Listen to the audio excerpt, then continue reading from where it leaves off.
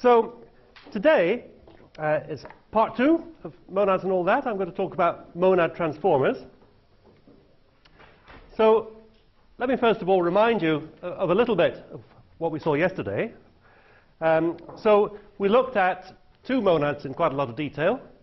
First of all, the state monad, represented by functions from states to values in new states. We looked at the maybe monad to represent computations that may fail. And if you had time to look at the exercises that I put up, then you will also have looked at the list monad. So what you see here, this is not real Haskell, it's pseudo-Haskell. But it's the way that the list type would be defined if you could write this. So it says that the type of lists of A's, that open close square bracket is not the empty list, it's the name of the type. List of A's is either an empty list, just like nothing, or it's a cons. This is the Haskell cons operator applied to an element and another list. So if you compare the type definitions for the maybe type and the list type, you can see that they're very similar. They're both types with one parameter. They both have a case, a kind of empty case, nothing on the empty list. The only difference is that when maybe represents success by just A, then the list type gives us both an A and another list, more A's. So lists behave, if we think of them as a monad, very much like the maybe type plus backtracking. Because when a list computation succeeds and it gives you a value, you still have another list of more values that you can try later if you don't like the first one. Oh, I discovered yesterday that not everybody knows what backtracking is. Backtracking is an algorithmic technique that you can use in search algorithms where you try one alternative and if that doesn't work out, then you backtrack, you return to a previous state, and then you try a different alternative instead. And the list type in Haskell gives us a monad that is suitable for backtracking. It's particularly important that Haskell uses lazy evaluation here, because that means that when a list computation succeeds, and when we get one value, these other values are not computed yet. And that's like a backtracking algorithm. You get one result, and you have something that will enable you to compute other results on demand. But of course, they haven't been computed yet. OK, so there's three monads that we saw yesterday. So I've just talked about how similar maybe and lists are. Both of them give us a way to represent failure, nothing or the empty list.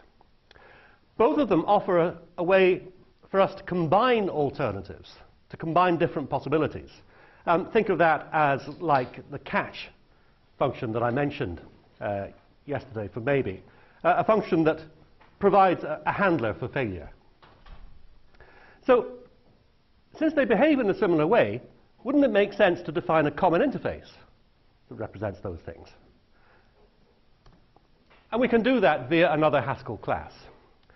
So this is another of the classes in the Haskell standard prelude. You can read this definition as, if a type M is already a monad, then it is also a monad plus if it has implementations of these two operators. And M0 is going to be what we call the operator that represents failure, while M plus is a function that can combine two computations into, oh, there should be a space in there, into a third one. So this combines alternatives. OK, so if this is to be an interface to both lists and maybe type, then we should see how to implement it for both types. And here are the implementations. So maybe is a monad plus, where M0 is nothing.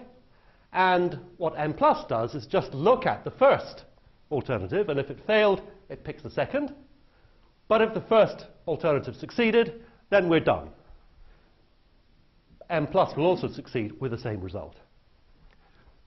If you look at the list instance on the other hand, then M0 is the empty list, of course. M+ looks at the first argument, and if it's failed, it just takes the second in exactly the same way.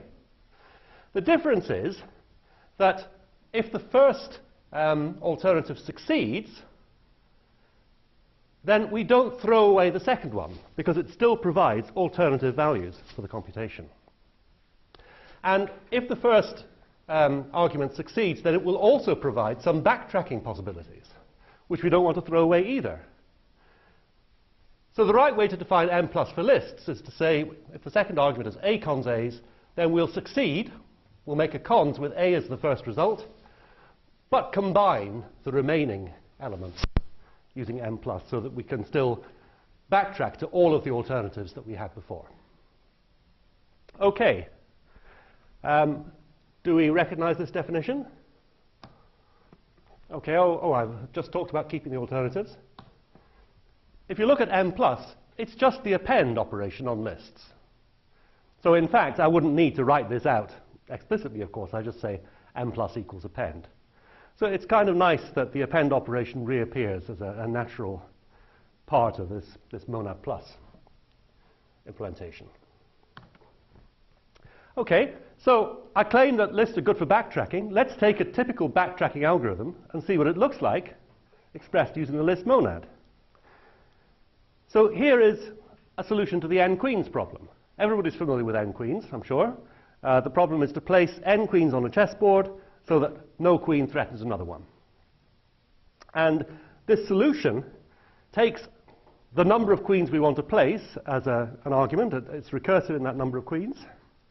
And it backtracks to search for a solution. The result will be a list of rows in which those queens are placed. So you have to place one queen per column. All you need to know is which row to place them in. Okay, so here we are. If we have 0 queens to place, well, the empty list is the right result. If we have n queens to place, let's first of all place m minus 1 of them, and then let's pick a position for the next queen. So fold R1 m plus map return 1 dot dot 8 does that. It says that we may consider any of the rows from 1 to 8. This is a very Haskell-ish style. Let me just explain it. 1 dot dot 8 is the list, 1, 2, 3, 4, 5, 6, 7, 8. When I map the return operation over that, that'll give me a list of monadic computations, return 1, return 2, return 3, and so on. And fold R1 just combines them all with the m+ operator. So that represents what you see in this blue box here. Return 1, alternatively with m+, return 2, return 3, and so on. So now this is going to explore all possible ways of placing m minus 1 queens and all possible rows in which we might place the next one. And then finally, let me just say that if my safety predicate, which I won't show you the code of, says it's safe to put q there, then I can return q cons q's as the solution. Otherwise, I have to fail. So I use m0 for that. And if I fail, then that will cause me to backtrack and try different values for q and q's. So what you see here is I'm conditionally failing, and that's quite a useful thing to do very often. And so in fact there's a function in the Monad library, guard, that just says, if the Boolean is true, then do nothing or return the empty tuple, otherwise m0, fail. So that I can rewrite the code a little more concisely like this. Okay, so does it work? Well, I can call queens 8 to solve the 8 queens problem. And here I've just specified which type I'm calling it at. Because if you look at that code, it's all written in terms of MonadPlus operators. So in other words, the type checker can't tell that I really mean a list. So I have to tell it. So let's say I want to use the list monad returning a list of integers. And if I do that, then out come a list of 90, whatever it is, solutions to the 8 queens problem. But I can also say, let me run the same code, but hey, type checker, use the maybe monad instead. what will happen then?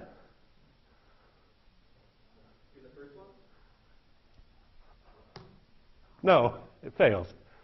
Why does it fail?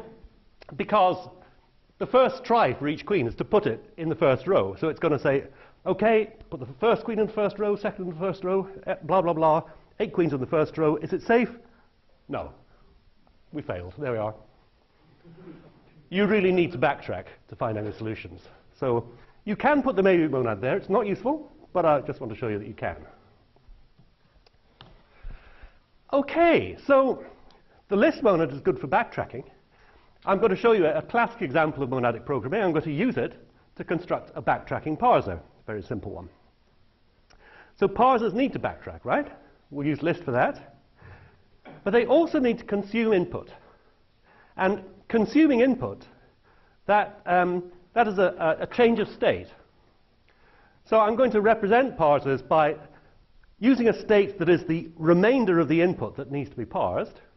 So when I start parsing something, I'm going to be taking characters off that. And then after parsing something, I'll need to know how much input remains. So I'm changing a state that consists of a string. So those are both monads. That's good.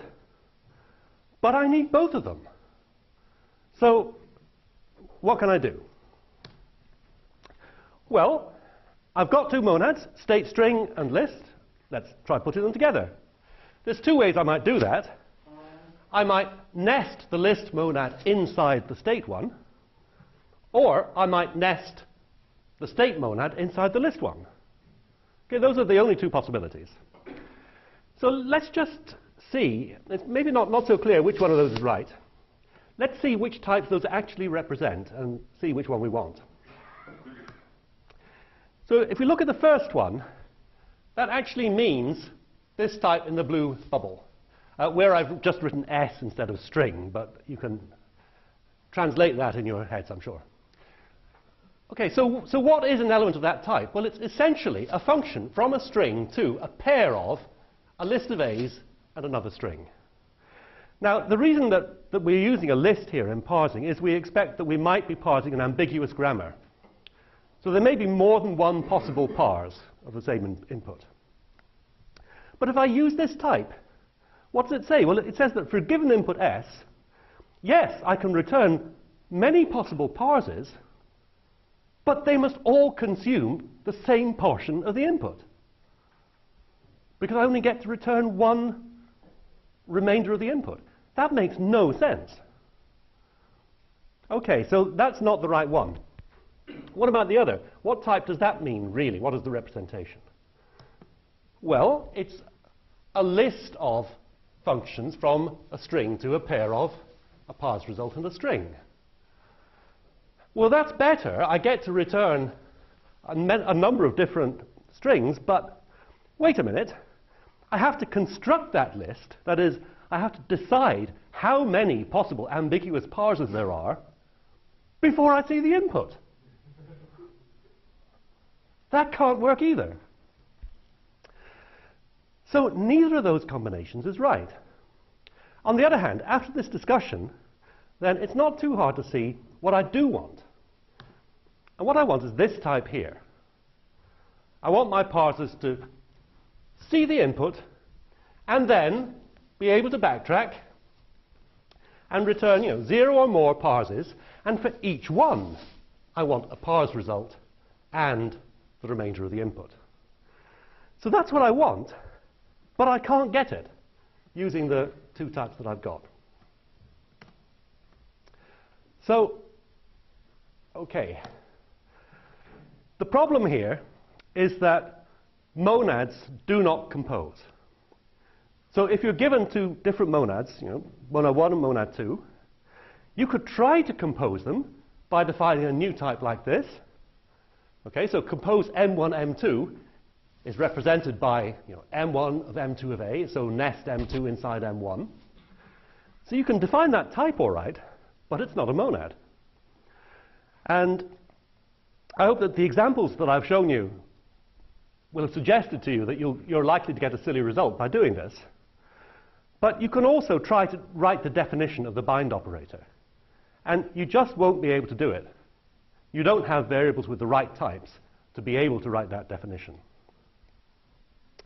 So we're a bit screwed here. What can we do?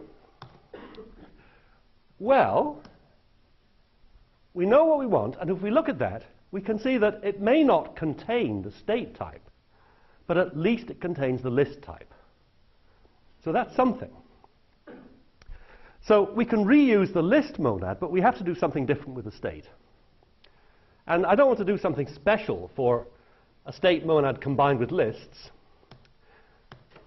but maybe I can do something generic anyway if I parameterize the state monad on an underlying effect, let's call it.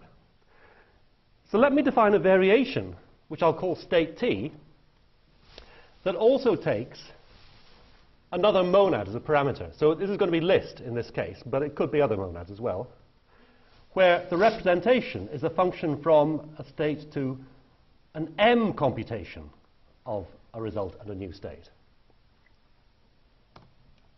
Okay, so first thing you want to ask is this really going to give me a monad? And to figure that out, I need to see whether I can write definitions of the monad operators.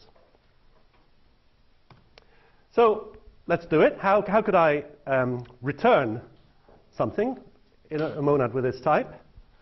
Well, I can take my initial state, and then I have to do an m computation. I have to make something of type m. Let me just use the return of the underlying monad to do that, and otherwise return a pair of the value a and the same state. What about bind? What does m bind f?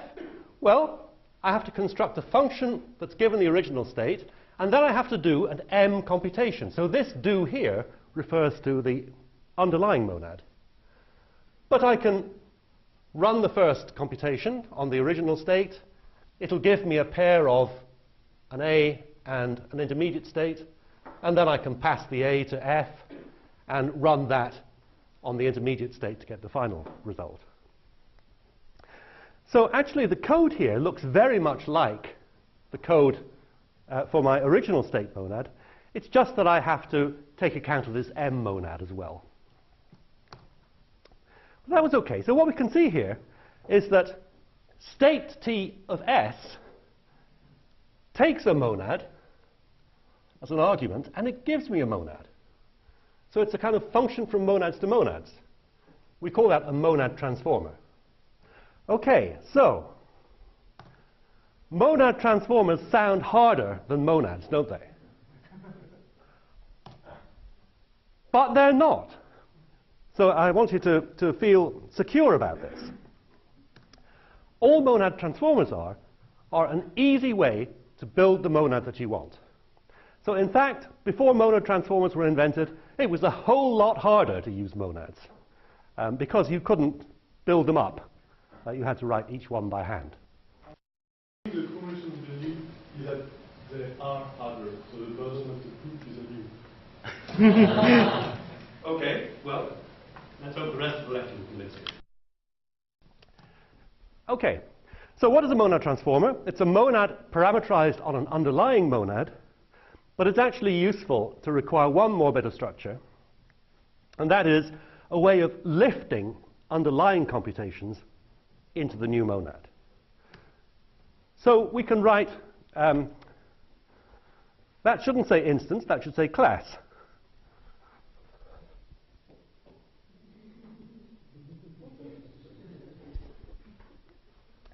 Okay, so we can define a class of monad transformers, which is a parameterized type T with two parameters now, such that for any monad M, we're going to get another monad, T of M, with a lift operation that takes an M computation and turns it into the richer monad, moves it into the richer monad. Can we do that for this state monad transformer? Yes, sure. If we're given a monad M computation, then we can turn that into a stateful computation just by taking the original state and then simply performing M. But all we have to do is take the result of M and see to it that we pair that up with an unchanged state before we return it.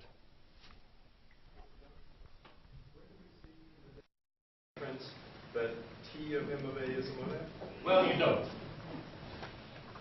So the type checker will not require you to restrict T so that T of M is a monad. But in the cases where you're going to use it, it will happen to be, and the type checker will notice that. Yes. Okay.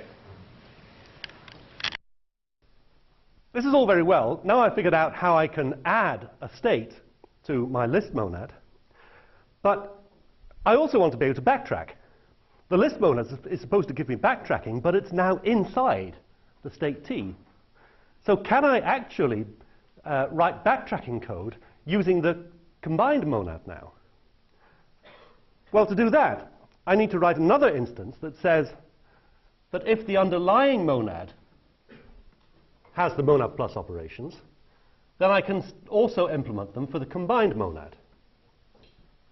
And actually, that's pretty easy to do. So here are the definitions.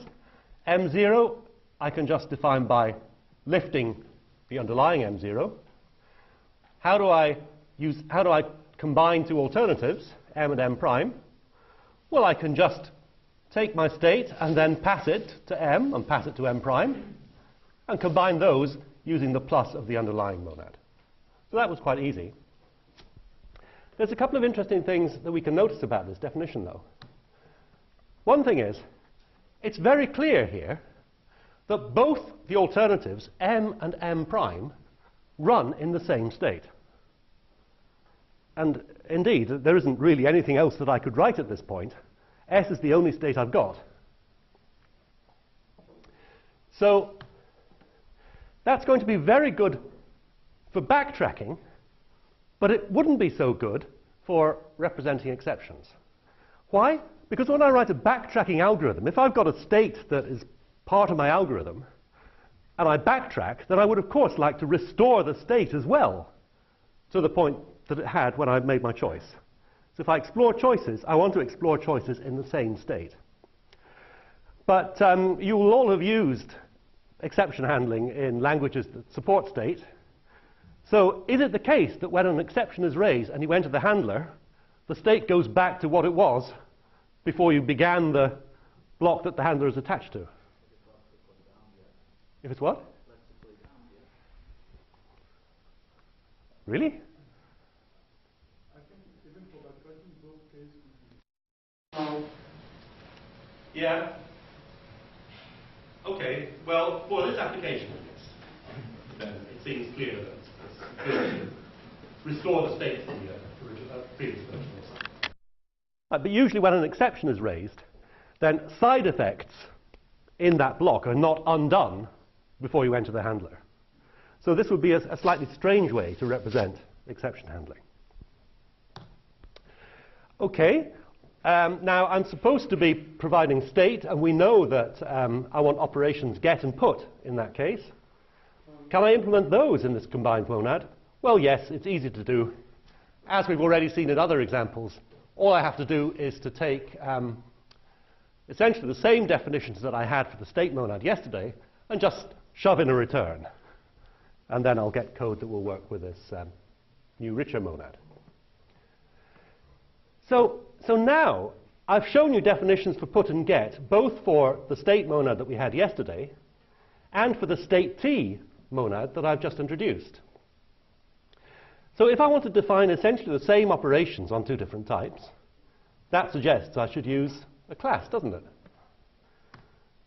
So let me introduce a class of monads with state. I'll call it monad state.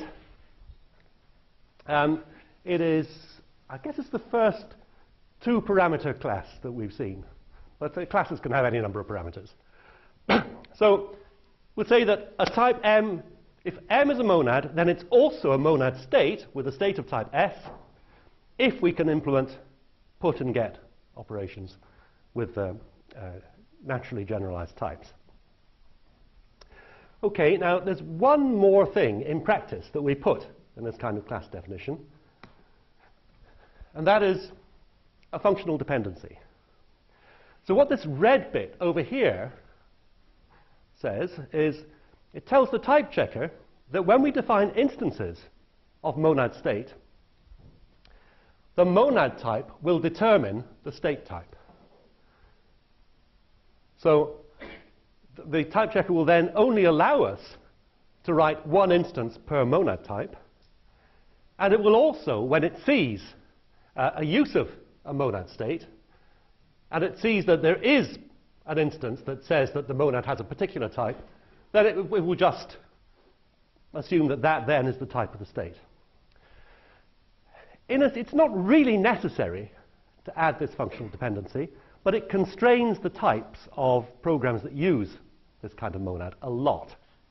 And if you don't do it, then you get a large number of ambiguous overloading messages from the type checker. And it's a huge pain, and you basically, if you don't put this functional dependency here, then you have to help the type checker all over the place by telling it what the types of things are supposed to be. And that is very tedious. The kind of thing that happens is that you have a monad, it has an integer state, you write code that uses it, but the type checker is thinking to itself, maybe there's another instance that gives this monad a Boolean state, or whatever. And so it's unable to resolve the overloading for you. Okay. So, what have we got now? Well, I've shown you a class that defines a set of features that we want. That's the monad state class. I've shown you a type, a monad transformer, that adds those features to any monad. And I've also shown you that we can take instances of other classes, like MonadPlus, that promote other features from the underlying monad to the transformed monad. So this gives me a package of things for using state. If I can do that for state, can I do it for other monads as well? Can I turn other monads into corresponding monad transformers? Well, we've seen the type MonadPlus as well, the type of monads that let us express failure and alternatives. And we've seen that the maybe type is one instance of that. Can we define a maybe T transformer that adds this capability to other monads? Well, sure we can. It's quite easy. Here's the maybe transformer. So to add the possibility for failure to a monad M, we just use the type M of maybe A instead. So now the idea is obvious. A failing computation will just return nothing at the end, while a successful one will return just X. And can we lift computations from M to this type? Well, yes, just by lifting the just constructor and applying it to the result. So this is a monad transformer. And of course, we also need to write a monad instance for it. Here it is. So assuming that M is a monad, so is maybe T of M. And how do we return an X? Well, as I said a moment ago, we do it by returning just X. And how do we define bind? Well, as in the case of the maybe monad, but we're basically writing the same thing that we did for the maybe monad, except that we have to do it in an underlying monad M. So we evaluate M, we inspect the result. If it's nothing, we return nothing. There should be a return in there. And if it's a just, then we pass the value A to the rest of the computation F. Okay, and then we also have to ask, can we write a MonadPlus instance for maybe TM? So have we succeeded in adding this capability? And we can do that too. So M0 will just return nothing in the underlying monad. M plus tries the first alternative first, inspects the result. If it's nothing, it runs the second. And if it's a just, then it just returns that first value. So this also is quite interesting. It makes it plain now that in this case, M prime will see any effects of M in the underlying monad. How come? Because if you look at this code, what do? We first run m, and then if it fails, we run m prime. And there's no question of undoing any effects in between. So that means that this kind of construction is going to be quite good for exception handling, but less good for backtracking. And then, likewise, we would like to lift other features through the maybe t transformer. So the other feature that we've talked about is state. Can we lift the state operations from the underlying monad to maybe tm? Sure. We can just use the lift operation. And this is often the case, that all we have to do to write these lifting instances is use the lift operation of the monad transformer. So it's easy code to write. OK. So now I've shown you two monad transformers, and we can go on to define more and more of them. And you've seen what we need to write. For each monad transformer, we need to define the type. We need to write a monad transformer instance. We need to write an instance for the class that defines the features we're trying to add. And we need to lift all of the other features through that transformer. So if we have a library with n monad transformers, we're going to need to write a quadratic number of instance declarations. That sounds as though it could be a problem. But actually, in practice, it's not, because there's a small number of interesting monad transformers. And so if n is small, so is n squared. OK, so now we've actually got two ways of combining state and maybe. So we could try both of them. And I have a little example here to illustrate that they really do behave differently. OK, so what does this code do? Well, first of all, it puts a 1 in the state.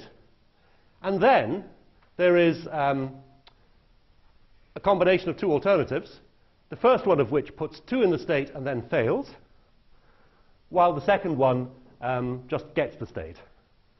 So if we're in state t maybe, then as we saw, state t provides a state, but both alternatives of a choice run in the same state. So in that case, this code will return 1. If we're in maybe t of state, that doesn't happen, and the code will return 2. OK, so now the nice thing about monad transformers is that we can compose any number of them. So if we've got an underlying monad m, we can form state t of maybe t of m, or maybe t of state t of m, or even use the state t monad twice and have two different states, and so on and so forth. We can make a lot of useful combinations. And indeed, you might ask now, which monad should we start from? So I've discussed starting from the maybe monad and the state monad, but we can actually add those features. So maybe it would make sense really to start from the identity monad that does nothing, and then just use monad transformers always to construct monads with the states that we want. And indeed, maybe t of identity is pretty much, it behaves exactly like maybe. And state t of identity behaves exactly like the original state monad. What is the identity monad? Well, it's basically identity of A is isomorphic to A. So it doesn't add any features at all. The return operation is the identity function, modulo the isomorphism, and bind is just function application. State transformer twice or more, and you use get. How do you know in which one are you setting or getting the value? Because you do not write a lifting instance that lifts state operations from the underlying monad to the outer one. So you only have one put and get, and they operate on the outer state. So the question really is, how do you use the inner state? Well, you have to use lift explicitly. So if you say lift put and lift get, those will operate on the inner state. So maybe it's a slightly weird thing to do, but it's certainly possible. OK. So the whole point of this was to see if I could make a parsing library. So let's see how we can do that now. Well, I want to add a state, which is going to be the input being parsed, to the list monad. And I can do that now with my transformer just like this. I can define a parser type. It'll be a monad also, using the state transformer on a state that is a list of tokens. And that is the list monad. It's a type. It's not the empty list. OK, so there's just one problem with this definition. And that is, I've just constructed a whole lot of instances so that that type inside the parser constructor is automatically a monad, and a monad state, and a MonadPlus. It's got all of the structure that I want. But the parser type itself is a new type. It's different from all of the old ones, and it doesn't have any of those instances. So what could I do now? Well, I could now write a monad instance for parser that just strips off the parser constructor and puts it back in the right places. So it would be a very trivial instance to write that would just use the underlying operations on the parser type. And I could do the same for monad state and for MonadPlus and so on. And a few years ago, that's really what you had to do. But it's very, very tedious. So nowadays, there is a language extension called new type deriving, which lets me just say, essentially, I know that the representation type has instances of these classes, monad state with a state of a list of t's, and MonadPlus. Just give me the same instances for the parser type. After all, those types are isomorphic. And in the running code, the representation is exactly the same. So you can simply reuse the same instances as long as the type checker will let you. And this deriving clause allows one to do that. So it saves a huge amount of boilerplate.